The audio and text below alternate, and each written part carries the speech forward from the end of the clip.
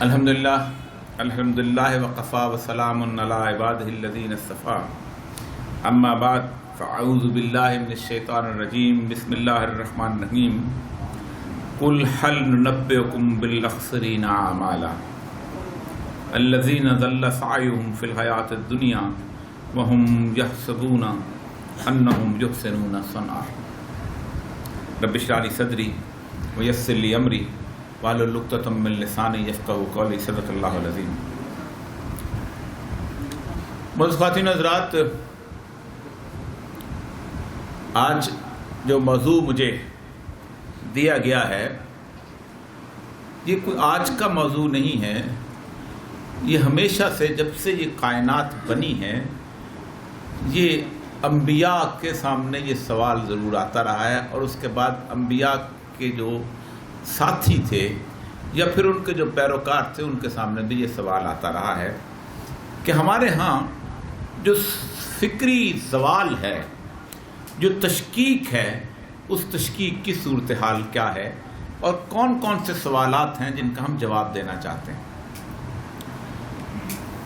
قرآن پاک نے اس سارے مسئلے کو اس ایک آیت کے اندر بڑی خوبصورتی سے جمع کیا، اور پھر سارا قرآن جو ہے ان قوموں کی مثالیں دیتا رہتا ہے کہ جو خالصتاً اس کیفیت کا شکار ہوتی رہیں۔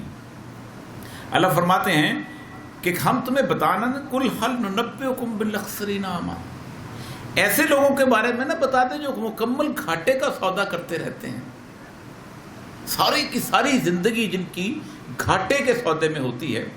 سورہ کاف کی آخری آیات میں سے الذین ضل سعیہم فی الحیاۃ الدنیا، وہ جن کی ساری کوششیں دنیا کے گرد گھومتی رہتی ہیں، اور پھر وہ سمجھتے ہیں کہ ہم نے اپنی دنیا کو کتنا خوبصورت بنا لیا ہے۔ آج کے دور کی مغرب اور اپنے علماء، میں دونوں کو برابر یہاں کھڑا کرتا ہوں، ان کی تقریریں اٹھا لیں، کسی بھی بات سے آدمی کی تقریر اٹھا لیں کہ جو یورپ کے اندر عوام سے ووٹ لینے کے لیے مارکیٹ میں آتا ہے تو وہ یہی کہے گا کہ میرے پاس ایک ایسا پلان ہے، ایک ایسا پروگرام ہے کہ جس پروگرام سے تمہاری سچویشن بہت اچھی ہو جائے گی، تمہاری ہیلتھ کی سروسز اچھی ہو جائیں گی، تمہاری زندگی کے اندر روپے کی ریل پیل ہو جائے گی، سب کچھ ہو جائے گا۔ یہاں آ جائیں، آپ کسی بھی سیاسی پارٹی کو اٹھا لیں، اس کا بھی بنیادی نعرہ میں تعلیم کا نظام بہت اچھا کر دوں گا، میں سڑکوں کا نظام بہت اچھا کر دوں گا، میں کاروبار اچھا ہو جائے گا، اور یہاں اللہ تعالیٰ ہن برسائے گا اور یہ کرے گا، سب کچھ ہو جائے گا، اور تم لوگوں کو روٹی کپڑا مکان مل جائے گا۔ آپ کسی دینی جماعت کے منشور کو اٹھا لیں، ہم ایسا پروگرام لے آئیں گے جس سے پاکستان خوشحال ہو جائے گا، ہم ایسا پروگرام لے آئیں گے جس سے تمہاری زندگی کی تمام کلفتیں دور ہو جائیں گی۔ پوری انسانی تاریخ میں قرآن سورہ الانعام کی ایک آیت میں فرماتا 45 یا 2 آیات ہیں، اکٹھی کر کے دیکھ لیں کہ جب ہم کسی نبی کو کسی بستی میں بھیجتے ہیں تو ہم ان پہ جینا تنگ کر دیتے ہیں، ہم ان پہ آزمائشیں لے کے آتے ہیں تاکہ یہ ہماری طرف لوٹ کے آئیں، لیکن جب وہ مکمل انکار کر دیتے ہیں تو پھر ان پہ ہر چیز کھول دیتے ہیں۔ جاؤ تمہارے اسکائی اسکریپر بھی لے لو، جاؤ تمہارے لیے گاڑیاں بھی آ جائیں گی، جاؤ تمہارے ہاتھ ریل پیل، پیسے کی ریل پیل ہو جائے گی، دنیا کے بڑے سے بڑے دولت مند، اور پھر جب وہ مدہوش ہو جاتے ہیں تو پھر ہم ان کو پکڑ لیتے ہیں۔ اللہ کی تو سنت اور ہے۔ تو بنیادی طور پر فکری زوال کی بنیادی وجہ اور فکری سوالات کی بنیادی وجہ یہ ہے کہ ہم بھی جب سوال کرنے لگتے ہیں دین کے بارے میں تو ہم اس کائنات کے 70 سالوں کے بارے میں سوال کرتے ہیں۔ ان 70 سالوں سے پہلے جو 10 لاکھ سال تھے اور جو پہلے کئی لاکھ سال تھے اور جو آنے والے متناہی لاکھوں سال تھے، ان کے بارے میں ہمارے پاس کوئی سوال ہی نہیں ہوتا۔ ہمارے ہاں کامیابی کیا ہے؟ دیکھیں اس شخص نے دین پہ عمل کرنا شروع کیا, اللہ نے اس کے کاروبار میں برکت ڈال دی, وہ دیکھیں اس کے 4-5 بچے کتنے اچھے ہو گئے. لیکن اگر وہ دیندار ایک آدمی بیچارہ, اس کا بچہ غریب معذور ہو, وہ ہو, اور یہ کہتے ہیں کوئی نہ کوئی گناہ تو بیچارے سے ضرور ہوا ہوگا نا, جو اللہ تعالیٰ نے اس کو اتنی آزمائش میں ڈالا ہو. ہمارا پیمانہ دین کو ناپنے کا, ہمارا پیمانہ کسی شخص کی نیک نیتی کو, اس کی نیک نامی کو, اس کے تقوی کو, اس کے تزکیے کو ناپنے کا یہ ہے کہ وہ دنیا میں کامیاب کتنا ہے. جبکہ اللہ کہتا ہے لومۃ لائم ذالک فضل اللہ یؤتی من یشاء. تم کو جو یہ رسوائی, یہ جو بدنامی, یہ جو تمہارے اوپر طعن و تشنیع ہوتی ہے, یہ تم جو رسوا ہوتے ہو گلی, یہ تو میرا فضل ہے تمہارے اوپر. یہ تو میرا, اللہ کہتا ہے فضل ہے جو تمہیں لوگ اس طرح رسوا و بدنام گلیوں میں گھسیٹتے پھرتے ہیں.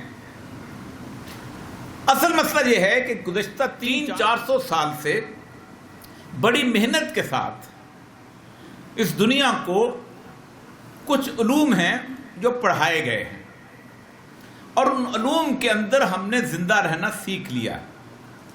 اب ہم اس کمرے کے اندر قید ہیں, ہمیں بالکل نہیں پتا کہ اس کمرے کے باہر کی زندگی کیا ہے. ہم اسی کے ریفرنس پوائنٹ سے دیکھتے ہیں کہ یہ پنکھا جو ہے دیوار سے کتنا دور ہے, یہ لائٹ کتنی دور ہے, یہ اوریا مقبول جان کی آواز کہاں تک پہنچ رہی ہے, اس کا وسیلہ کیا ہے. تو ہمیں بالکل نہیں پتا کہ ہم باہر نکلیں. بالکل ویسے ہی جیسے آپ ماں کے پیٹ میں ایک بچے سے کہیں کہ دیکھو بیٹا, باہر جو زندگی ہے اس میں پھول ہیں, اس میں پھل ہیں, اس میں خوبصورت قسم کی حیات ہے, اس میں لوگ گاتے ہیں, ہنستے ہیں, روتے ہیں, اس میں زندگی کے اندر یہ رنگا رنگ ہے. تو کہ بکواس کرتے ہو تم, اس سے زیادہ آرام دہ اور پرسکون زندگی کیا ہو سکتی ہے جو میں گزار رہا ہوں. سائیکالوجسٹ کہتے ہیں کہ ایک آدمی جب ذہنی مریض ہو جاتا ہے, جب دنیا سے تنگ آ جاتا ہے, جب وہ دنیا کو ریئیکٹ کرنے لگتا ہے, تو وہ یوں کر کے, اسکیزوفرینک کہتے ہیں, وہ یوں کر کے بیٹھ جاتا ہے. آپ نے اکثر پاگل کو دیکھا ہوگا, وہ یوں کر کے بیٹھتا ہے. اس کی بنیادی وجہ یہ ہے کہ وہ اس پوسچر میں جانا چاہتا ہے جس میں اس پوسچر میں ماں کے پیٹ میں تھا, کیونکہ وہ سمجھتا ہے کہ اس سے بہتر پرسکون جگہ جو ہے دنیا میں اور میسر نہیں آ سکتی. ہماری حالت بھی یہ ہے کہ ہم نے جس علم کو حاصل کیا ہے, اس علم نے 3-4 چیزیں ہمیں سکھائی ہیں, اور ان چیزوں کے اوپر ہم آگے چلتے ہیں, اسی چیزوں کے پیمانے میں ہم تولتے ہیں. پہلی تو چیز انہوں نے یہ سکھائی ہمیں, جس کا لفظ ہے سائنٹیفک ٹروتھ. سائنسی سچائی کیا چیز ہے, ٹروتھ کہتے ہیں اس کو. اس سائنس کی ٹروتھ کی حال یہ ہے کہ 200 سال تک نیوٹن جو تھا اور اس کے قبیل کے لوگ جو تھے وہ فزکس پڑھایا کرتے تھے. آپ نے جو لوگ فزکس کے طالب علم ہیں ان کو پتا ہوگا کہ وہ فزکس کی تھیوریز کیا تھیں, کہ جس میں ڈالٹن کی تھیوری تھی کہ matter is composed of individual particle called atoms, کہ میٹر جو ہے اس کی ایٹم سے بنا ہوا ہے, ایٹم کو توڑا نہیں جا سکتا. پھر اس کے اندر انہوں نے یہ کیا تھا کہ انہوں نے کہا تھا سورج اور زمین کے درمیان ایک سبسٹنس ہے جسے ایتھر کہتے ہیں. اس ایتھر سے لائٹ کی سپیڈ چھن کے آتی ہے تو اس سپیڈ سے آتی ہے, ہیٹ کی انٹینسٹی آتی ہے تو اس سپیڈ سے آتی ہے. انہوں نے ثابت کر دیا, اور اس پہ 200 سال تک کلیے بنتے رہے, سائنس بنتی رہی, فزکس کا علم پڑھایا جاتا رہا, سائنٹیفک ٹروتھ کے طور پر پڑھایا جاتا رہا. اچانک ایک شخص آتا ہے, آئنسٹائن سے کہتا ہے تم 200 سال جھوٹ بولتے رہے ہو, ایتھر ڈزنٹ ایگزسٹ, اور تم اس طرح پڑھاتے تھے جیسے یہ سچائی ہے. لیکن اتنے بڑے بار بار جھوٹ ثابت ہونے کے باوجود بھی ہم کہتے ہیں بالکل ٹھیک ہے, سائنس ہے. پھر ہمیں کہا جاتا ہے کہ تم لوگ ایمان بالغیب پہ یقین رکھتے ہو, حالانکہ اس دنیا میں بسنے والے 7 ارب میں سے 7 ارب 99 کروڑ 99 لاکھ اور کچھ لوگ جو ہیں وہ سارے کے سارے ایمان بالغیب پہ یقین رکھتے ہیں.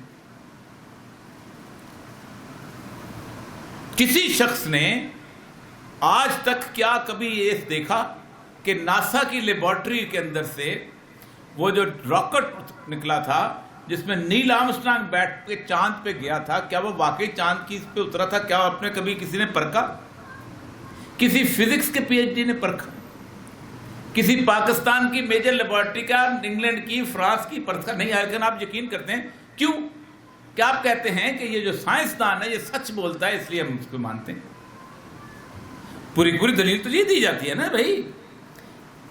تمام جو فزیکل لاز اور فزیکل پراپرٹیز، مثلا ایک شخص آتا ہے نیوٹن، وہ آ کے یہ یوں گراتا ہے اینک اور کہتا ہے یہ کشش ثقل ہے، اس کو گریوٹی نام دیتے ہیں. آپ یقین کر لیتے ہیں کہ گریوٹی نہ، اس نے گریوٹی نکال کے آپ کو دکھائی ہے یہ کیا چیز ہے.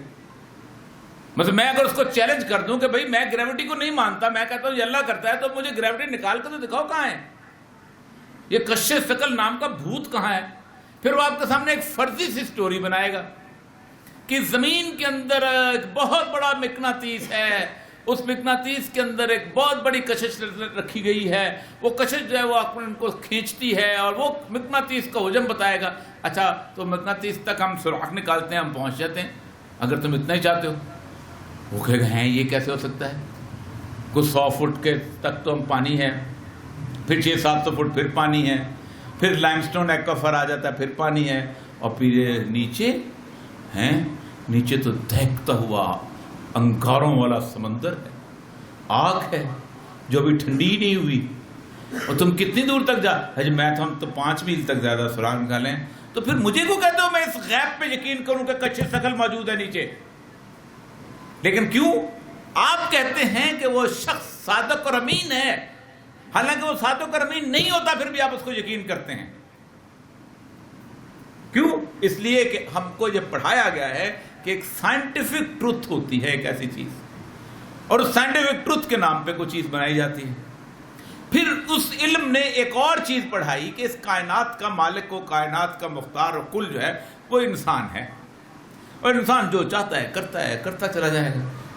اور اس کائنات کو ہم سوچیں گے، دیکھیں گے کہ اس کائنات کو کسی نے تخلیق کیا ہے کہ نہیں کیا. میں نے المولد سے پوچھا، میں نے کہا تخلیق اس کی پیشی جاتی ہے جس کے بارے میں پوچھا جائے کہ جب پتہ ہو کہ یہ چیز کریٹ کی جا سکتی ہے.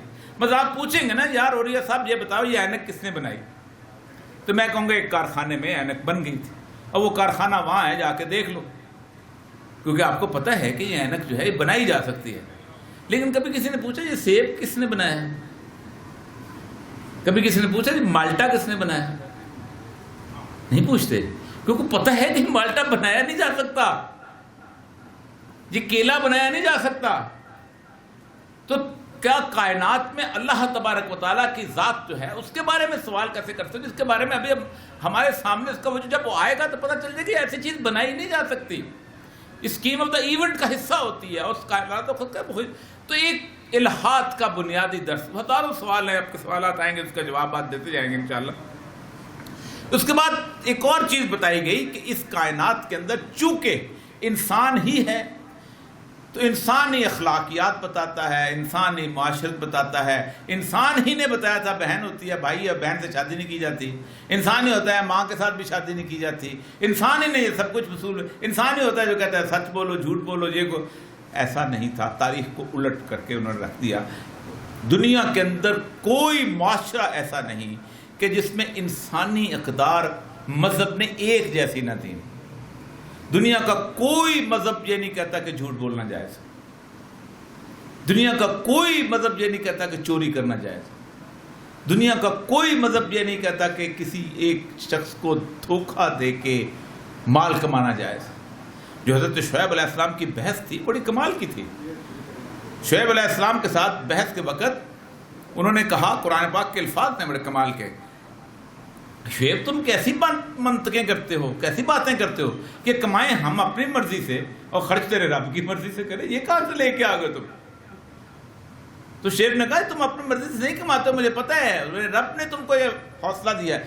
تو یہ کہہ دیا گیا کہ اس نے پھر کمال کی بات یہ کی کہ پوری زندگی کی ایک تاریخ علم کی مرتب کی گئی کہ دنیا میں ایک ہی وقت طاقت ہے، ایک ہی عقیدہ ہے جو لڑاتا ہے، وہ ہے مذہب.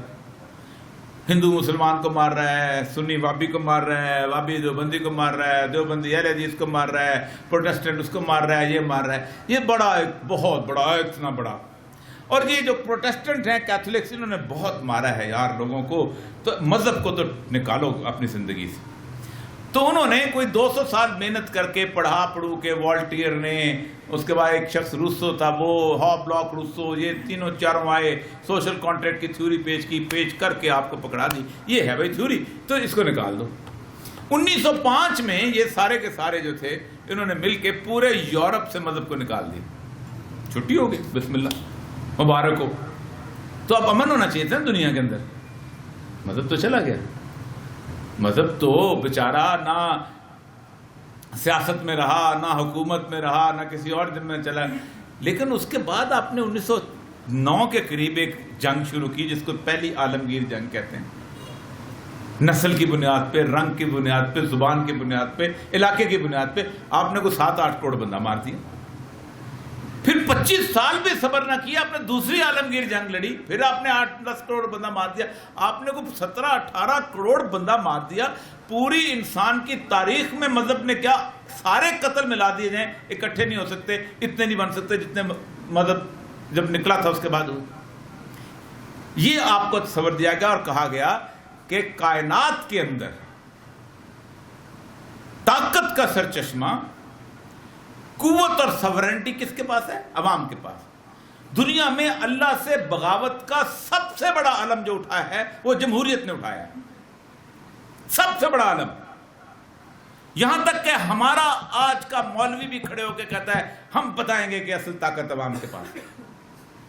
اللہ کہتا ہے تؤتی الملک من تشاء وتنزع الملک ممن تشاء وتعز من تشاء وتذل من تشاء. ہم کیا کہتے ہیں؟ ہم عوام کے ووٹوں سے منتخب ہو کے آئے. ہمیں اللہ نے یہ ملک عطا نہیں کیا. ہم اللہ اس سے نہیں چھینے گا, ہم الیکشن میں ہاریں گے تو چھینے جائیں گے. ہم کیا کہتے ہیں؟ امریکہ بٹھاتا ہے تخت پہ. وہ ساری قوتیں جو اللہ الملک کی قوتیں ہیں یا ہم نے عوام کو دی ہوئی ہیں یا ہم نے سپر پاور کو دی ہوئی ہیں.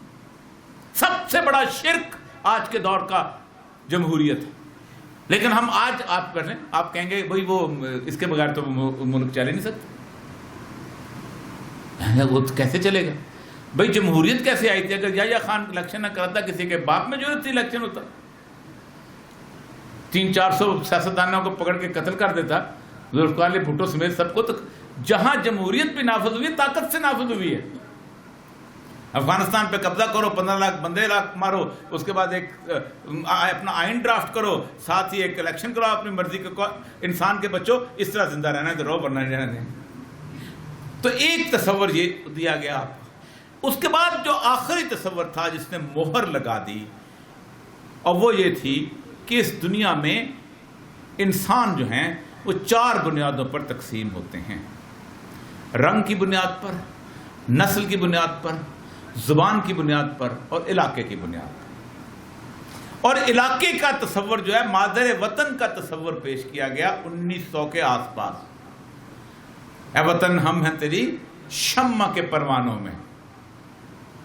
یہ وطن کا جو تصور ہے, اس سے زیادہ بودا تصور دنیا میں کہیں نہیں تاریخ میں. جب بھی یہ دھرتی ماتا جس کے ہم گانے گاتے ہیں, اس دھرتی ماتا کے اندر گھاس اگنی بند ہوتی ہے اور پانی ختم ہو جاتا ہے تو لوگ اس ماں پہ لعنت بھیجتے ہیں اور کسی دوسرے کی ماں کی طرف چلے جاتے ہیں. کہاں ایرینز کہاں بیٹھے ہوئے, آریائی لوگ کہاں بیٹھے ہوئے ایشیا کوچک میں؟ کہاں ماں ہم نہیں رہتے تمہارے ساتھ, ہمارے تو جانور مر گئے, ہمیں تو پینے کو پانی. کون آج تک کوئی اس ماں کے ساتھ نہ قحط میں رہا ہے, نہ بیماری میں رہا ہے, نہ اس کے بعد طوفان میں رہا ہے, نہ زلزلے میں رہا ہے, یہاں تک کہ بے روزگاری میں نہیں رہے اس کے ساتھ. لیکن کہاں نہیں. اور اس کے بعد تقسیم کیا گیا پوری دنیا کو. 1920 میں پاسپورٹ کا ڈیزائن آیا, 1926 میں ویزا ریگولیشنز آئیں, 1928 میں بارڈر سیکورٹی فورسز آئیں, اور پوری دنیا کو ایک بہت بڑے چڑیا گھر میں تقسیم کر دیا گیا. یہ پنجرہ جو ہے عراقیوں کا ہے, یہ شامیوں کا ہے, یہ فلاں کا ہے. ہر بندہ اپنے پنجرے میں قید ہو کے رہے گا. خبردار باہر مت نکلنا ورنہ گولی سے اڑا دیں گے. اس زمین سے اس طرف نہیں جا سکتے. ایک زمانہ تھا بغداد سے تاجر آتا تھا, یہاں دکان کھولتا تھا, یہاں سے ہند تاجر جاتا تھا, الہندی تاجر لکھ کے وہاں بیٹھا رہتا تھا. انسان گھومتے تھے انسانوں کی سرزمین پر. قید کر دیا, کہا اب یہ تمہارا وطن ہے. اب اس وطن کا مذہب بنا دیا گیا.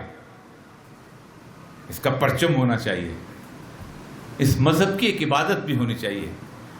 وہ کیا ہے؟ اب ترانہ ہوگا, آپ کھڑے ہوں گے, باادب ہو کر کھڑا ہو جائے. اس وطن کا ایک کانسٹیٹیوشن ہونا چاہیے, اور اس کانسٹیٹیوشن کی خلاف ورزی موت ہے. پاکستان میں قرآن کی خلاف ورزی موت ہے. تو پاکستان کو سپریم لا کانسٹیٹیوشن جو ہے وہ کانسٹیٹیوشن ہے، قرآن ہے. پھر ہر ملک کا ایک بینک ہونا چاہیے. 1945 کہ وہ بینک ایک کریڈٹ کریٹ کرے گا، اسے آرٹیفیشل مصنوعی کریڈٹ کریٹ کرے گا، اسے کاغذ کا نوٹ کہتے ہیں.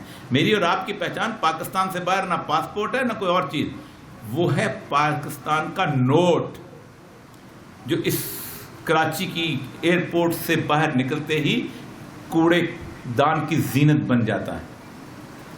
اس کو نہ لندن میں کوئی ایکسیپٹ کرتا ہے، نہ فرانس میں کوئی ایکسیپٹ کرتا ہے. کس کو ایکسیپٹ؟ آپ فوراً کہتے ہیں یار میری یہ شناخت تو مجھ سے لو اور مجھے ڈالر دے دو، میری یہ پہچان جس پہ قائدان. کیوں؟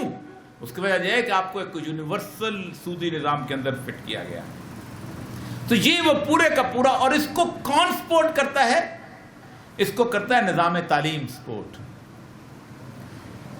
دو چیزیں ہیں جس کا خطرہ سب سے بڑا ہے. 23 آج تک دنیا میں نظام تعلیم آج تک آئے ہیں. چینیوں کا تھا، مصریوں کا تھا، بابل و نینوا کا تھا، ہندوستان والوں کا تھا، عرب کا بھی کچھ چھوٹا موٹا نظام تعلیم تھا. اب تک 23 نظام تعلیم آئے ہیں. اس وقت جو دنیا میں نظام تعلیم رائج ہے وہ سب سے بدترین نظام تعلیم ہے جس میں ہم پڑھ رہے ہیں. بدترین. اس کی 3 وجوہات ہیں. پہلی وجہ یہ ہے کہ انسان نے پہلی دفعہ علم کے بارے میں ایک پابندی لگائی اور ایک معیار کھڑا کیا کہ ڈگری وہ باعزت ہے، ڈگری وہ قابل احترام ہے جس کی مارکیٹ میں ویلیو ہے. پنجاب یونیورسٹی کی ڈگری 50,000 میں بکے گی، لمس کی ڈگری 1.5 لاکھ میں بکے گی، اور ہارورڈ کی ڈگری 3 لاکھ روپے میں بکے گی. وہ علم حاصل کرو جس کو کل تم بیچ سکو مارکیٹ کے اندر. اسی لیے فزکس پڑھنے والے کم ہو گئے اور MBA پڑھنے والے زیادہ ہو گئے. کیمسٹری پڑھنے والے کم ہو گئے اور پیتھولوجی والے اور اس کے بعد لیبارٹری کے اندر جانے والے، فارمیسی پڑھنے والے زیادہ ہو گئے. فلسفہ پڑھنے والے کم ہو گئے اور انجینئرنگ کرنے والے زیادہ ہو گئے، کیونکہ انہوں نے بیچنا تھا. دوسرا، اس پورے معاشرے کے اندر اس علم میں ایک اور چیز سکھائی، یہ کبھی نہیں ہوتا تھا، کہ جب تک آپ ہر بندے کو ایک دوسرے سے علیحدہ نہیں کرو گے معاشرے سے، اور اس کو ایک کتے والی ریس میں نہیں لگاؤ گے، اس وقت تک تم ان لوگوں کو استعمال نہیں کر سکتے. اس لیے کہا گیا he stood first in the exam, he stood second in the exam. دنیا کے کسی نظام تعلیم میں فرسٹ، سیکنڈ، تھرڈ، فورتھ کا کانسیپٹ نہیں ہوتا تھا. 2 بھائی ایک کلاس میں پڑھ رہے ہوتے ہیں اور وہ ایک دوسرے سے اپنے نوٹس چھپا رہے ہوتے ہیں. سگے بھائی، سگی بہنیں پڑھ رہی ہوتی ہیں تو ایک دوسرے سے کہا جاتا نہیں یہ بچوں کو میں نے پڑھا دیا ہے، اب یہ طاق ہو گئے ہیں، اب یہ طب کی دکان کھولیں یا انجینئرنگ کی میں کام کریں، سب سول سروس میں جائیں. اور دنیا میں تھا یہ جو تاج محل جس شخص نے بنایا ہے، ان کے بارے میں آج کبھی اسٹڈی کریں تو آپ حیران ہو جائیں گے کہ کم از کم ان لوگوں کا علم جو تھا وہ ٹریگنومیٹری اور جیومیٹری میں PhD سے کم نہیں ہونا چاہیے تھا. آدھا انچ جو ہے اس کے مینار باہر کی طرف ٹلٹ کرتے ہیں. اس کو جب تک اس کو ٹریگنومیٹری کی پوری سائنس نہ آتی ہو، اس کو اینگولر پروپورشنز نہ آتی ہو، وہ کبھی بنا ہی نہیں سکتا. 38 فیٹ اس کی نیچے ریت ہے، اس کی 90 فٹ اس کی بنیادیں ہیں، کہ پورے کا پورا تاج محل اگر زلزلہ ہے تو اس کے اندر ایسے گھوم جاتا ہے. اس کو جب تک اس کی پلیٹونک موومنٹ کا نہ اندازہ اس وقت تک وہ بنا ہی نہیں سکتے. یہ کہاں سے نکلے تھے؟ یہ ان مدرسوں سے نکلے تھے، ان جگہوں سے نکلے تھے. اور تیسری چیز یہ تھی کہ ایبسینٹی قسم کا ایک ایگزامینیشن سسٹم پوری دنیا میں بنا دیا گیا. ویلیو کس کی ہے؟ ڈگری کی. پہلے استاد کہتا تھا اب اس میں نے بچے کو طاق کر دیا، اب یہ جائے جہاں سے یہ مار نہیں کھائے گا. سرٹیفیکیشن جو ہے استاد کے ہاتھ سے چھین لی گئی. یہ جو ڈگری ملز ہیں، یہ جس سے ایگزٹ کی ڈگری پوری دنیا میں اگر 50 ڈگریاں جو ہیں یونیورسٹی دیتی ہے تو 500 ڈگریاں جعلی ہوتی ہیں. مثلا میں نے کہا کہ میں نے صحافت کی ڈگری لینی ہے، میں ایک ڈگری والے کے پاس جاؤں گا، میں کہے گا اور یہ صاحب اچھا صحافت لینی ہے، آپ کیا کرتے رہے؟ میں نے کہا جی میں کالم لکھتا رہا ہوں۔ اچھا کتنے سال سے لکھتے رہے؟ میں کہوں گا جی میں کوئی تقریباً 18 سال ہو گئے ہیں۔ اچھا 1 سال کا ہم 5 کریڈٹ آر لگاتے ہیں، اور 18 سال کے آپ کے کریڈٹ آر، آپ ایم اے تو ہو گئے، اور کیا کریں؟ میں ڈرامہ بھی لکھتا رہوں، مجھے وہ بھی ڈالے گا اس کے اندر، وہ کرا کے مجھے پی ایچ ڈی کی ڈگری بنا کے دے دے گا۔ پوری دنیا میں مڈل ایسٹ میں یہی ڈگری چل رہی ہے۔ آپ نے کیا کرتا؟ میں جی واسا میں وہ فٹر تھا۔ اچھا گیٹ گڈ، سینیٹری انجینئر کی ڈگری چاہیے۔ وہ اس کو اٹھائے گا، وہ کہے گا کتنا عرصہ آپ کو کرتے رہے ہیں، یہ کرتا رہا ہوں، وہ کرتا رہا ہوں، وہ۔ اچھا آپ نے کبھی اس کو جو ٹربائن ہے اس کو بھی چلایا؟ اس نے وائنڈ بھی کیا، اس نے بہت، اس کے ساتھ اس نے مکینیکل انجینئر کی ڈگری بھی پکڑا دی اس کو۔ اور یہ آپ ذرا جائیں ڈگری مل پہ جا کے دیکھیے گا، کم از کم کئی 100 ایسے ادارے کھلے ہوئے ہیں جو اس طرح کی ڈگری، مثلا کولمبیا یونیورسٹی ہے عام، جہاں سے ڈگری لیتے ہیں۔ جو ڈگری یہ والی ہے وہ کولمبیانا یونیورسٹی آپ کو ڈگری دیتی ہے، اس سے ملتا جلتا نام بنایا ہوتا ہے۔ تو کیوں؟ بنیادی طور پہ وہ چاہتے تھے کہ علم کن کے پاس رہے اور کس کے پاس نہیں رہنا چاہیے، یہ انہوں نے طے کرنا۔ اس سارے پرسپیکٹو میں آپ کو ایک علم یہاں بڑھایا جاتا ہے۔ ابھی بات ہو رہی تھی کہ لارڈ میکالے، میں نے مکالے مر گیا، اب بڑے بڑے مکالے اور آ گئے، آپ ان کا سوچو۔ بچہ جو ہوتا ہے نا، وہ بچپن میں 12 سال کی ایج تک اپنی دماغ کی جو دیوار ہوتی ہے اس کے اوپر کچھ تصویریں بناتا ہے جو نقش ہو جاتی ہیں۔ وہ کہتے ہیں وہ اس کا بنیادی ماحول ہوتا ہے، وہ ماحول مرتے دم تک نہیں جاتا۔ مرتے وقت بھی اگر آپ کسی کو بچے بوڑھے آدمی کے پاس جائے تو کہے گا سارے محلے وچ مولوی ہوں سی، وہ سویرے سویرے اٹھتا سی، اذان دینا سی، آواز آتی سی، یہ میرے والد صاحب صبح اٹھ کے تیار ہوتے تھے، تہجد پڑھتے تھے، میری چارپائی الٹ دیتے تھے، میرے ماں جو تھی وہ یہ کہانی جب مجھے لوری دیتی تھی، یہ اس کے دماغ کے اوپر نقش ہوتے ہیں۔ میرا استاد ایسا تھا، وہ یہ کرتا تھا۔ یہ جو کہتے ہیں نا، جو غامدی صاحب کہتے ہیں کہ 12 سال تک براڈ ایجوکیشن دی جائے، یہ بنیادی طور پر یورپ کا یہ وہ سازش ہے۔ اب میرا بچہ 12 سال کی ایج تک کیا پڑھتا ہے؟ سنڈریلا پڑھتا ہے۔ سنڈریلا ماں سے جھوٹ بول کے گھر سے نکلتی ہے۔ وہ شیخ عبد القادر جیلانی نہیں پڑھتا جس کی جیب میں 30 دینار ہوتے ہیں، ڈاکو لوٹ رہے ہوتے ہیں، تو ڈاکوؤں کا سردار سوال کرتا ہے کسی کے پاس کچھ ہے؟ تو عبد القادر کہتے ہیں میری ماں نے 30 دینار جو تھے جہاں سیے تھے وہ ہیں۔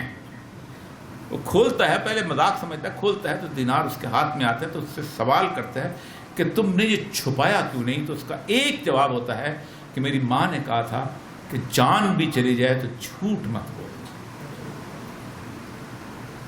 وہ کنگ لیئر پڑھتا ہے، وہ اس کی کتابوں میں چرچ بیل ٹالز آتا ہے، وہ my summer wine is made of all these things پڑھتا ہے، وہ کنگ لیئر کی کہانی سنتا ہے جس میں سپا سالار صاحب عشق فرما رہے ہوتے ہیں بادشاہ کی بیوی کے ساتھ۔ پھر اتنے تیز ہیں وہ لوگ کہ کتابوں کی کہانیوں میں جو تصویریں ہیں اس میں لباس بھی وہ اپنا رکھتے ہیں اور چال ڈال بھی۔ مثلا میں ایک مثال آپ کو دیتا ہوں، ٹارزن کا کارٹون روز آپ دیکھتے ہیں۔ اب ٹارزن جنگل میں رہتا ہے، ساری زندگی جنگل میں، لیکن صبح نائی شیو ضرور کرتا ہے اس کی جنگل میں۔ وہ پتہ نہیں نائی کہاں سے آ جاتا ہے اس کارٹون میں، کیوں کہ کہیں اس کے دماغ میں ایک داڑھی والا امیج نہ آ جائے۔ پھر اس کے ساتھ اس کی جو ساتھی جین ہے، اس جین کو وہ کپڑے پہنائے جاتے ہیں جو ساحل سمندر کے اوپر عورتیں تیراکی کا لباس پہنتی ہیں، تاکہ کبھی یہ کہیں نیم برہنہ عورتوں کو دیکھے تو انہیں برا نہ لگے کہ یہ جین پہنتی ہے، ایسی ہوتی ہیں ساری کی ساری چیزیں۔ اسی لیے میرا بچہ جب 12 سال سے باہر نکلتا ہے تو اس کے دماغ میں ایک مؤذن کی اذان کا لفظ نہیں ہوتا، چرچ بیل ٹالز ہوتا ہے۔ اس کے دماغ میں یہ نہیں ہوتا کہ ہمارے گھر میں شربت بزوری کیسے بنتا تھا، اس یہ ہوتا ہے کہ نہیں ہم انگور اکٹھے کرتے تھے، انگوروں کو اکٹھے کر کے اس کا ایک رقص ہوتا تھا، اس رقص کو اکٹھا کر کے my summer wine is made of all these thing, اور ہمارے لوگ جو تھے وائن بنایا کرتے تھے۔ اسی لیے جب میں گھر بیچ کے، گاڑی بیچ کے، بنگلہ بیچ کے، قرض لے کے اپنے بچے کو آکسفورڈ بھیجتا ہوں تو جیسے ہی وہ وہاں پہنچتا ہے اسے لگتا ہے وہ اپنے خوابوں کی دنیا میں واپس آ گیا، اور پھر وہ وہاں سے واپس آنے کا سوچتا بھی نہیں۔ یہ وہ پورا حملہ ہے جو تہذیبی طور پر آپ پر ہوا ہے۔ اس کے بعد آخری حملہ گزشتہ 25 سال سے میڈیا نے کیا۔ میں ایک جگہ تقریر کر رہا تھا تو میڈیا کے حوالے سے باتیں شروع ہوئی تو ایک آدمی بچے نے سوال کیا، ہو سکتا ہے آپ بھی سوال کریں کہ دیکھو نا جی اوریہ صاحب آپ پتہ نہیں کیا باتیں کرتے ہیں، اور جس کی ٹیکنالوجی ہوتی ہے اس کا تو آپ کلچر تو آئے گا. اس سے بڑا جھوٹ نہیں ہے دنیا میں. جاپانیوں کا دعویٰ ہے کہ پاکستان کی جھونپڑی بھی ایسی نہیں جس میں ہماری کوئی ایک چیز موجود نہ ہو، خواہ وہ ہماری آڈیو کیسٹ کیوں نہ ہو. کتنے ریسٹورنٹ کھل گئے جاپان کے یہاں پر، کتنے لوگوں نے جاپانیوں کی طرح تیار بیٹھ کے چائے پینا شروع کر دیا. کتنے لوگ ہیں کہ جن کے گھروں کے اندر جاپانی تو زمین پہ سوتے ہیں. کلچر آتا ہے طالب تعلیم سے اور میڈیا سے. 50 سال پہلے آپ اپنی شاپنگ لسٹ اٹھائیں، بہت ساری چیزیں ایسی تھی جو آپ خریدتے ہی نہیں تھے. آپ شیمپو نہیں خریدتے تھے، آپ ٹیشو پیپر نہیں خریدتے تھے، آپ رات کو کھانے کے ساتھ کوک کی بوتل نہیں پیتے تھے، آپ کے یہاں صوفے اور اس طرح کی چیزیں نہیں ہوتی تھیں. اور تو اور اگر 25 سال پہلے کی شادیاں اٹھا لے تو مہندی نہیں ہوتی تھی. یہ اگر سیرا معین اور باغ فاطمہ سلیہ بجیا کے ڈرامے نہ ہوتے، آج مہندی پہ جو ہے عام شادی سے دگنا خرچہ ہوتا ہے. جیسے بنیادی طور پر میڈیا جو ہے وہ انگلف کرتا ہے. سید الانبیاء صلی اللہ علیہ وسلم کی ایک حدیث ہے، آپ نے فرمایا دجال کی آمد سے پہلے کے چند سال جھوٹ، دھوکے اور فریب کے سال ہوں گے. امانت دار کو خائن اور خائن کو امانت دار کہا جائے گا.